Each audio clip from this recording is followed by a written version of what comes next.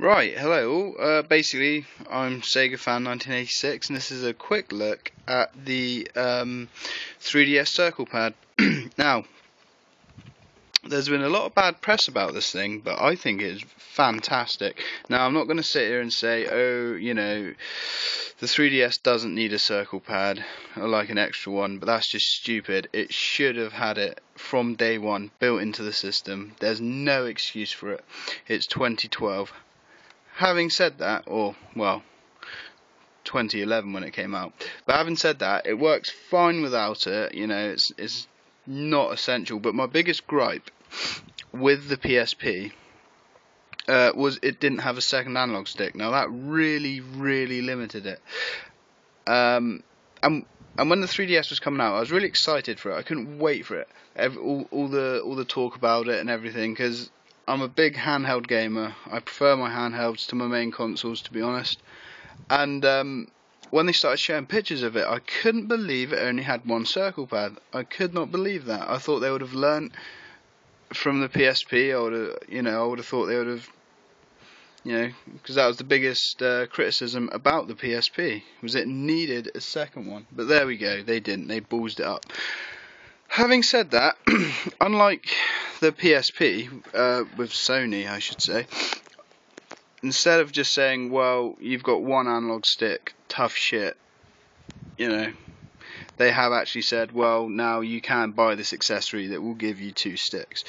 And it has got a lot of bad press recently. A lot of people that haven't even used it have said, oh no, it's horrible, it's stupid, it looks ridiculous.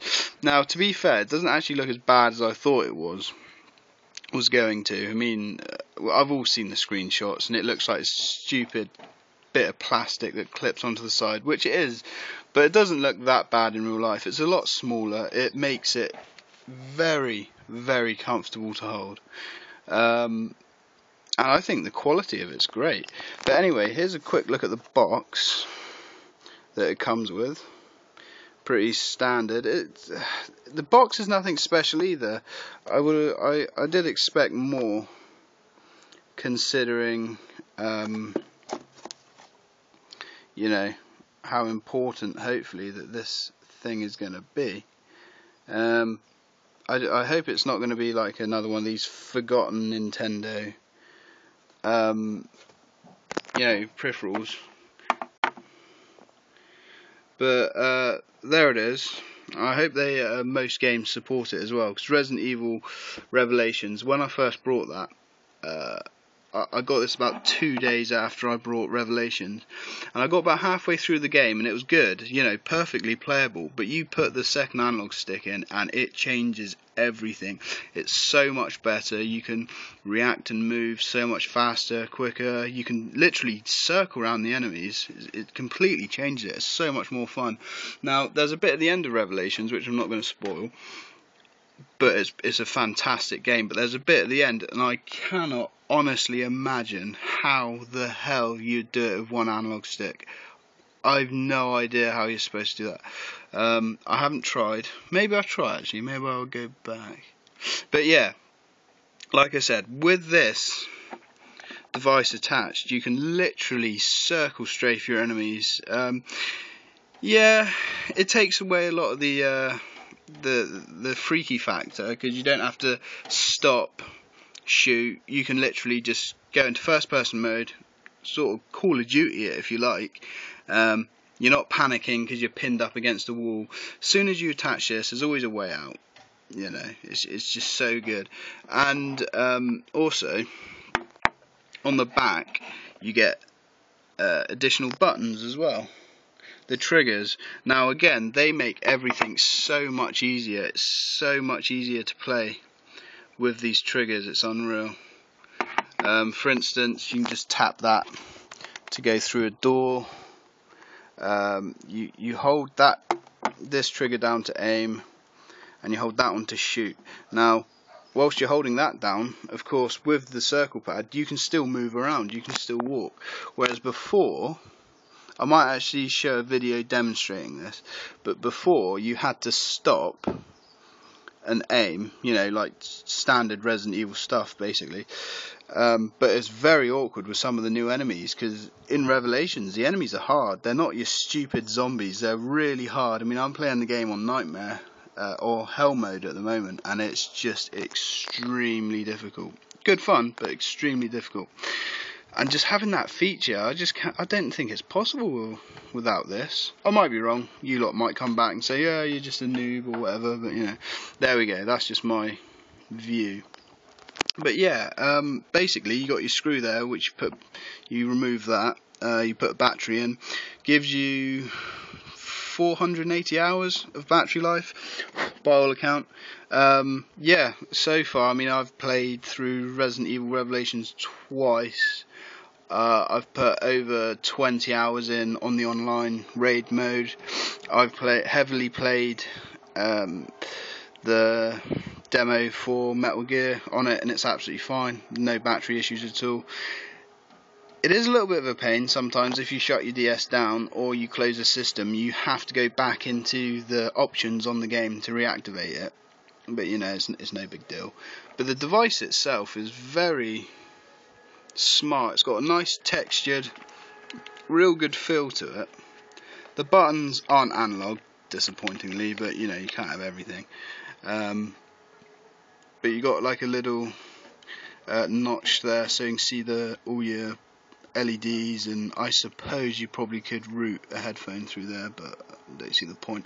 Now, you cannot remove games and whatnot whilst this is installed, or obviously put it on the charging dock, but that's a no-brainer. The game issue isn't a big deal because it slides in and out so easy anyway. Basically, you won't probably be able to see this, but it communicates with the device through the infrared port, so there's no physical connection. Now the DS itself, just literally put it in, literally just slide it into place.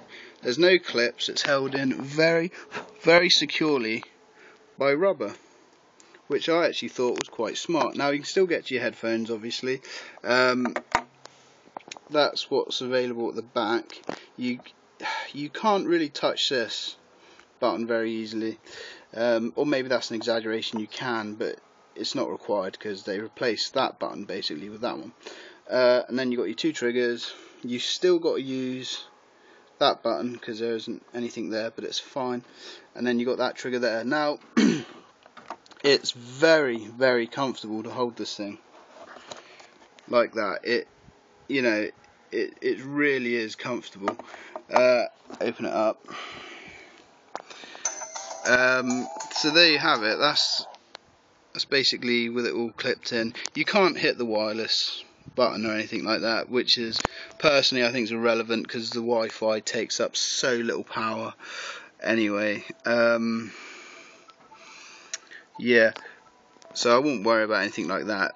You know, it doesn't draw power from the system itself, so you don't have to worry about that. Because as much as I love the 3DS, the battery life's pathetic. But you know, I do think they possibly missed an opportunity with this. They could have had a higher priced one that doubles as a battery pack. I don't know. I think that would have been an interesting idea.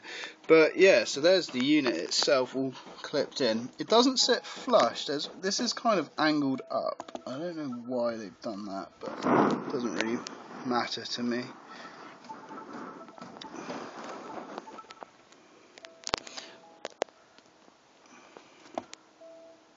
But it is held in.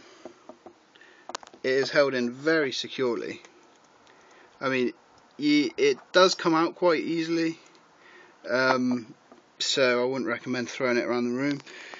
If you get into a hissy fit or anything like that, it probably would come out then. But it's very secure. You do actually get with it a wrist strap. Now, everyone was laughing, like, oh, you a wrist strap. You tie the wrist strap to the circle pad, you know, that's stupid, but you don't actually. You actually tie the wrist strap to your 3DS, so if for whatever reason you drop that, you know, it's not going to fall on the ground. But I never use it. I don't see that as a big problem. Now, as for holding it, like I've already said, it's very comfortable, very easy to reach everything. There's no issues. Very comfortable here to touch all the buttons. The other side, again, very difficult to do one-handed. It's fine, absolutely fine. I thought it was going to be strange because obviously now you're holding the unit off center, but you know, it doesn't bother me. It's really comfortable, really responsive.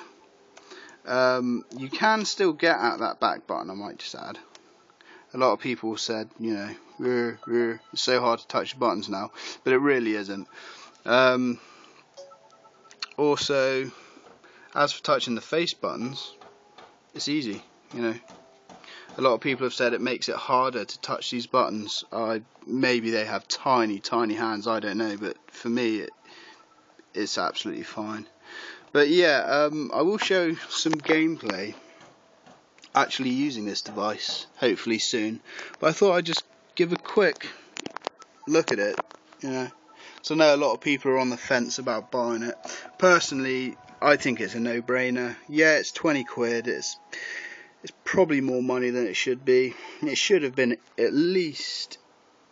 They should at least bundle it with systems now for an extra few quid.